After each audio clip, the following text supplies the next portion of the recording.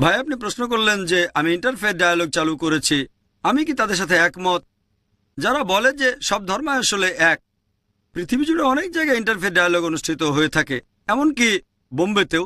সেখানে আমরা দেখি বিভিন্ন ধর্ম থেকে বেশ কিছু ধর্মীয় ব্যক্তিত্ব স্টেজে উঠে বলেন যে সব ধর্মই আসলে এক। একজন হিন্দু লোক আসবে, হিন্দু ধর্মীয় ব্যক্তিত্ব, যে সব ধর্মই এক। একজন মুসলিম এসে বলবে যে সব ধর্মই এক। তারপর খ্রিস্টান এসে বলবে সব ধর্মই এক।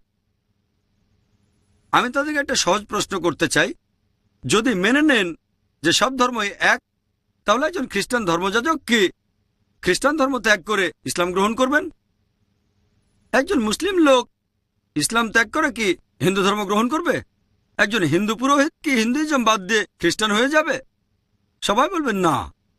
এই মানুষগুলো নিজেদেরকে সেকুলার হিসেবে পরিচয় করিয়ে দিতে চায়, এভাবে একে অন্যের পিঠ চুলকে দেয়।